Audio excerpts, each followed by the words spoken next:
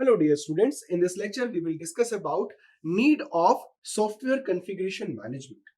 हमें क्यों आवश्यकता है SCM को इम्प्लीमेंट करने की। तो आप देखिएगा, जब आपके पास एक पर्टिकुलर यूजर हो जो एक पर्टिकुलर फाइल पर ऑपरेट कर रहा है तो कोई दिक्कत नहीं है, क्योंकि वो यूजर ओनरशिप के साथ है। ये बिल्कुल वैसे ही है कि जैसे मान लीजिए आपके पास एक बाइक है, आपके पास उस बाइक की चाबी हमेशा रहती है।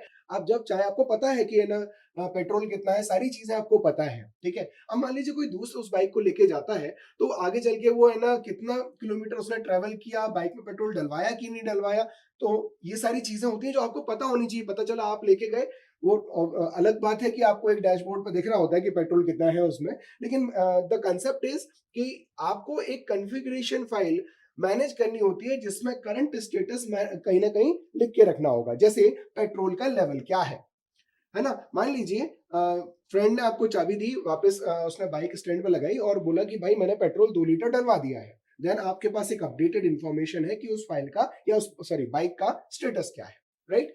सो सॉफ्टवेयर कॉन्फ़िगरेशन मैनेजमेंट में भी आपको प्रॉब्लम तब आती है, या बोलना चाहिए वो मैनेज करने की जरूरत तब पड़ती है जब यहाँ पे कंट्रीब्यूटर्स बढ़ जाते हैं। user 1, user 2, user 3, and there is a common resource, common file that has to be managed, ठीक है। सो अब देख लेते हैं इसमें कौन क्यों आवश्यकता है कॉन्फ़िगरेशन मैनेजमेंट को इंप्लीमेंट करने की। तो सबसे पहली जो फीचर मिल जाता है हमें इसको इंप्लीमेंट करने से, वो होता है कंकरेंसी। कंकरेंसी मतलब साइमल्टेनियस, है ना। सो मतलब एक फाइल को 3 लोग ऑपरेट कर पा रहे हैं और ये इसका पूरा लेखा जोखा एक पर्टिकुलर कॉन्फ़िगरेशन फाइल में सेव होता जा रहा है कि किसने क्या किया, ठीक है। When 2 or more task are happening at the same time, it is known as concurrent operation, है ना। एक ही समय पर कंकरेंटली एक से ज्यादा लोग उस पर्टिकुलर फाइल को ऑपरेट कर रहे हैं, ठीक है। So concurrency in context to SCM means that the same file being edited by multiple person at the same time. इस फाइल में 2 लाइनें यूजर 1 ने लिखी, इसके बाद यूजर 3 ने एक लाइन डिलीट कर दी और अपनी 2 लाइनें ऐड कर दी, तो ये कहीं ना कहीं कॉन्फ़िगरेशन में स्टोर होगा। If concurrency is not managed correctly, अगर ऐसे कोई पर्टिकुलर मैकेनिज्म नहीं होगा जो ये रिकॉर्ड कर रहा हो कि किसने क्या किया, तो बहुत सारी प्रॉब्लम्स या एरर्स, या बोलना चाहिए डिनाइल ऑफ बोलना चाहिए प्रूफ, ऐसा एक इवेंट जनरेट होगा कि इसमें अकाउंटेबिलिटी नहीं होगी देन, है ना। So concurrency management is very important feature of SCM। Second, version control. हम जब बात कर रहे हैं वर्जन कंट्रोल की, इसमें इस बात का ध्यान रखें, हम एक सर्टेन सेटअप की बात कर रहे हैं जिसमें एक certain kind of feature and functionality आ चुके हैं। ये बिल्कुल वैसे ही है। मान लीजिए एक पर्टिकुलर प्रोडक्ट आपने लॉन्च किया और इसका आपने वर्जन रखा 1.2.9। सो आपको पता है कि 1.2.9 में हमने क्या क्या डिप्लॉय किया था, ठीक है। अब इसी पर्टिकुलर फाइल पे कुछ अपडेट हुआ, देन हमने क्या किया, उसका नया नाम रखा, नया डिप्लॉयमेंट बनाया, मान लीजिए 2.9.0 likewise. So SCM uses archiving methods और saves every change made to file. इस पर्टिकुलर फाइल के भी वर्जन बन रहे होंगे, है ना। सो मान लीजिए एक बड़ा सा फोल्डर हम बना देते हैं, इस फोल्डर के अंदर एक फोल्डर है जिसका अपन ने नाम रख दिया ये, ठीक है। तो अपन को पता है कि इसका लास्ट स्टेट क्या रहा होगा, और उसके बाद ये फोल्डर है। तो ऐसे 2 ही फाइल बनेंगे ऐसा जरूरी तो नहीं है। n number of versions can be created, so n number of files will be created, और इसी को बोलते हैं, हमने यहाँ पे उसको आर्काइव बना दिया उसका, ठीक है। आर्काइव कर दिया या सेव कर दिया उसको, ठीक है। With the help of archiving और save features we attain this kind of functionality कि भाई हम इसको, मान लीजिए यूजर ही जानना चाह रहा है कि भाई लेटेस्ट तो डेवलपमेंट ये था, लेकिन लास्ट जो वर्जन था वो कौन सा था, तो आप पता कर सकते हैं यहाँ पे कि version 1.2.9 was the last version जो इससे पहले आया था, राइट।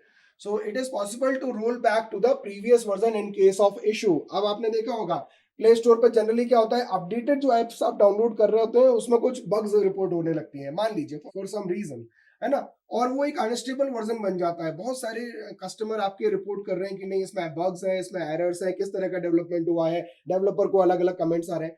तो ऐसी स्थिति में क्या करेंगे अपन, अगर हम उसी समय उसका सॉल्यूशन नहीं निकाल पा रहे हैं, then what is the best way, जो लास्ट वर्किंग वर्जन था हम उसको वापस से सिंक कर देंगे and that version will start functioning. हम इसको फिर ये स्टैंड बाय चला गया क्योंकि ये एक्टिव हो गया है, ये स्टैंड बाय चला गया, तो हम इसको रेक्टिफाई करेंगे कि प्रॉब्लम्स कौन कौन सी है, रिपोर्ट क्या क्या आई हैं, और उनको हम बाद में सेटल आउट करेंगे। सो आर्काइव होने का फायदा ये भी है कि मान लीजिए एक सर्टेन फीचर और फंक्शनैलिटी उस टाइम पे काम नहीं कर रही है जिनको अपन ने अपडेट किया था, देन अपन प्रीवियस वर्जन्स पर भी मूव कर सकते हैं। अब मान लीजिए आपको 2.9.0 को आपने अपडेट कर लिया, फिर आप वापस से इसको नलीफाई कर दीजिए और इसको एक्टिवेट कर दीजिए। वर्जन 1.2.9 की जगह अब वर्जन 2.9.0 नेक्स्ट रिलीज के साथ आएगा, लेकिन नाम से नंबर सेम ही नहीं रहेगा। एक बात और मैं इसको बता दूं, अब जो वर्जन अपडेट होके आया है यही नाम नहीं रहेगा उसका, तो इसके लिए क्या बनेगा, एक और आर्काइव फाइल बनेगी। इसका नाम क्या होगा, वर्जन मान लीजिए 2.10.3, minor changes, major intermediate changes और मेजर चेंजेस। मेजर चेंजेस हमने ज्यादा नहीं किए, लेकिन जो बग्स रिपोर्ट हुई थी उनको हटाने के चक्कर में ये पर्टिकुलर 10.3 वर्जन आ गया। सो ये दोनों नेगेशन में जाएंगे और ये सिर्फ एक्टिव रहेगा। नेगेशन में जाने का मतलब ये नहीं है कि आर्काइव से हमने उसको हटा दिया, but they are not hosted on a server. ठीक है, ये दोनों वर्जन्स पैसिवली फोल्डर में रखे रहेंगे, है ना। जब भी बोला जाए ये बिल्कुल ऐसे सैनिकों की तरह है कि भाई अगर ये काम नहीं कर रहा है तो इसको भेज दो, है ना, likewise. I hope the version control mechanism is clear to you all. Then third अपना point है synchronization.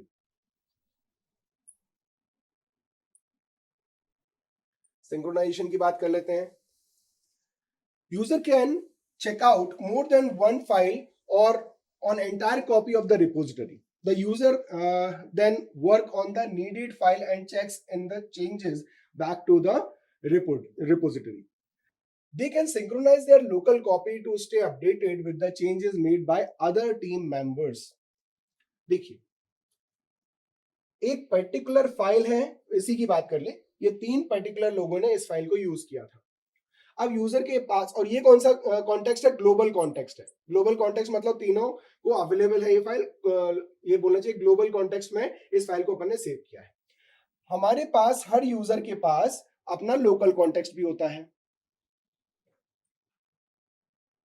सो मान लीजिए इसके पास एक लोकल कॉपी पड़ी है इसी पर्टिकुलर फाइल की। इन तीनों के पास अपनी अपनी लोकल कॉपी पड़ी हुई है।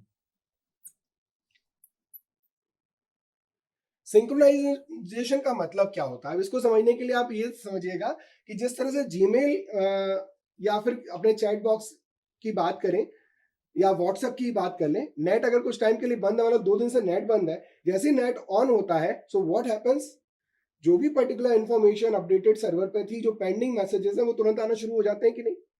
आप जीमेल की भी बात करें, 2 दिन बाद आप ऑन करेंगे नेट, तो क्या होगा, ऐसे केस में 2 दिन के अंतर्गत जितने भी मेल आए होंगे जो आपके सर्वर पे पड़े हुए हैं, जो आपके इनबॉक्स में, मोबाइल के इनबॉक्स में होना चाहिए थे, वो आना शुरू हो जाएंगे।